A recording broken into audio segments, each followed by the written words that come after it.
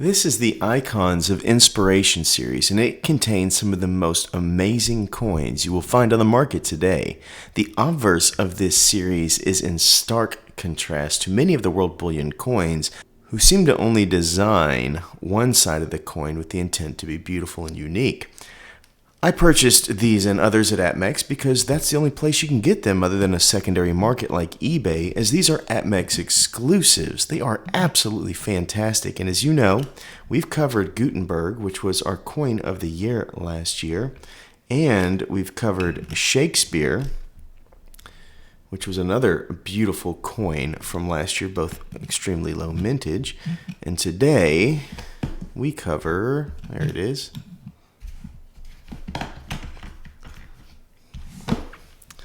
another from the Icons of Inspiration series.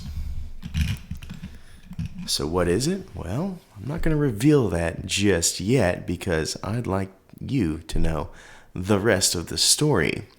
So before I reveal it, I think that I should get you to guess who it is. So I will relay on a backstory provided by the late and great Paul Harvey. Let me know in the comments below who you think it is and when do you think you know it. After we introduce our highlighted focus, we will place this coin on our 60-point scale to see if it's right for you and worthy of your collection.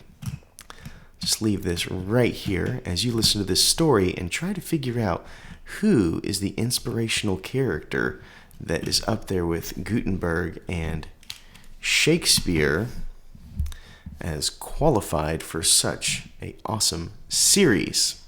Here we go. Willie was a senior at Steele High School, an outstanding student especially in the subjects of literature, history, and science.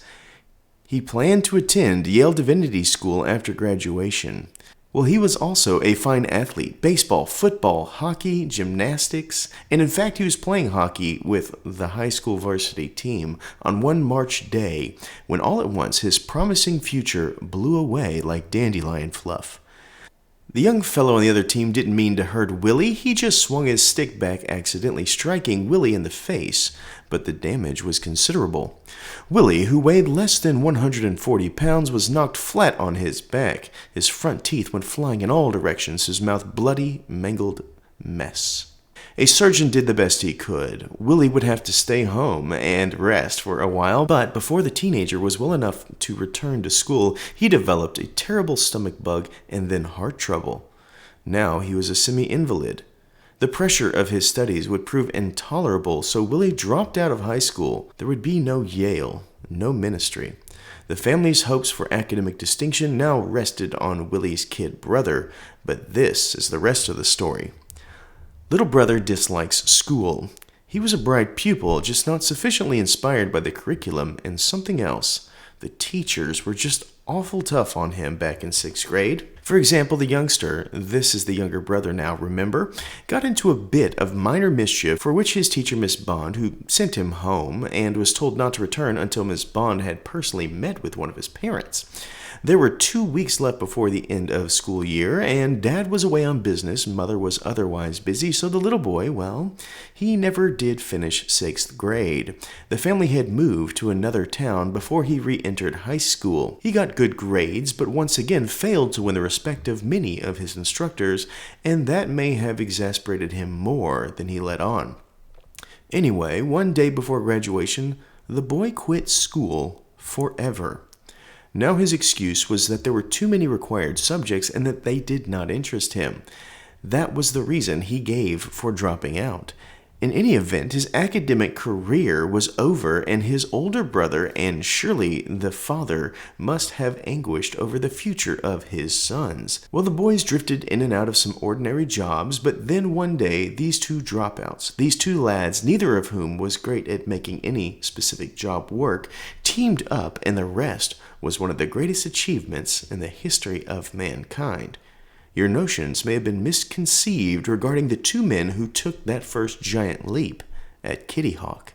Now I hope you'll always remember their initial underachievement the two high school dropouts Wilbur and Orville, the Wright brothers, had, because now you know the rest of the story.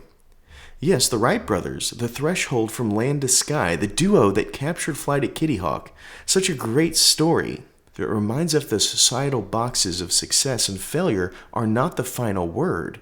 These are the two icons of inspiration.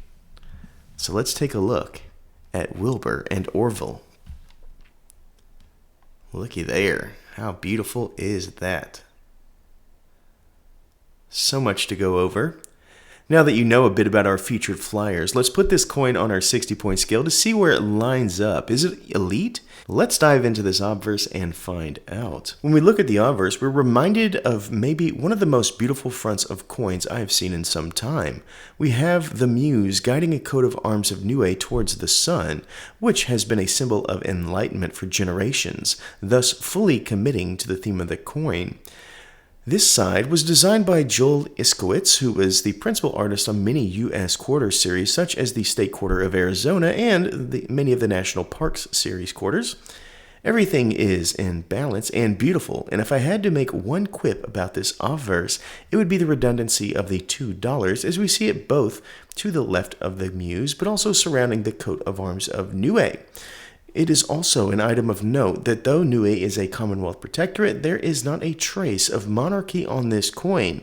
Maybe it's because the theme is about world icons of inspiration? I'm not sure, but if you know, put it back in the comments. But this is a stunning obverse even so, better than most I've ever seen, and scores a 10. Now we move to the reverse. We have the two brothers, Orville and Wilbur Wright. The two castigated brothers who were forgotten by the system overcame societal norms and led the world into a chapter that Da Vinci dreamed of. We see the two casually looking back at the viewer in period garb, both stoic and resolved.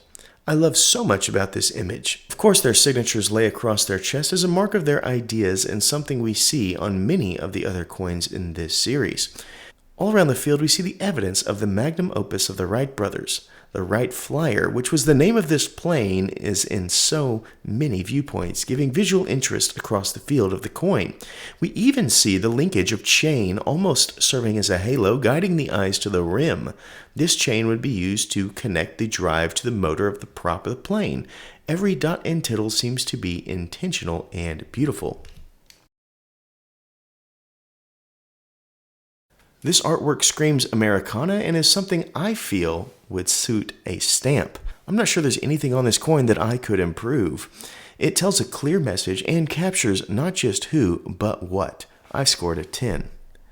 Now we move to mintage, which is a rather strong category. We have a mintage of just 10,000, and it is also an APMEX exclusive, meaning unless you find them on eBay, APMEX is the place to get yours. This is extremely low mintage, and it scores a 9. Next up is cultural significance. This series highlights icons that change the world in a way that even a small set of atolls in Niue were positively affected. This coin is no different. Without flight, it is rare that anybody not from the nearby islands, including Australia or New Zealand, would ever go visit Niue, which would be a shame, as a large part of their economy lays on the dollars of travelers. What is also interesting is the bullion industry of Niue is a giant sector of their economy. Airplanes carrying cargo as imports and exports of Niue have become an invaluable resource to all lands. Though the airplane and these two brothers are not directly relevant to the culture of Niue, their impact is almost incalculable. I scored an 8. Collectability is where we turn next. This is one of the best series I've seen in some time. The artwork is fantastic and the theme is spot on. The mintage is low and everyone I have shown this series to seems to agree with the provenance. There is one detraction. If you do not watch this channel or visit APMEX, you likely will never know this coin exists, which is sad because so many of you would love to have this in your collection. I scored an 8. Our last area is uniqueness. This is the most unique series, and the obverse is only found in this series. The reverse seems to change every issuance, which is very nice. These icons have been around for some time, and their legacy is without question valuable, and thus being said, there are a handful of coins highlighting the Wright brothers, some bullion, some not. None of them seem to be recent or in the quality level as this. I think a fair score is an 8, bringing it to our final thoughts and score.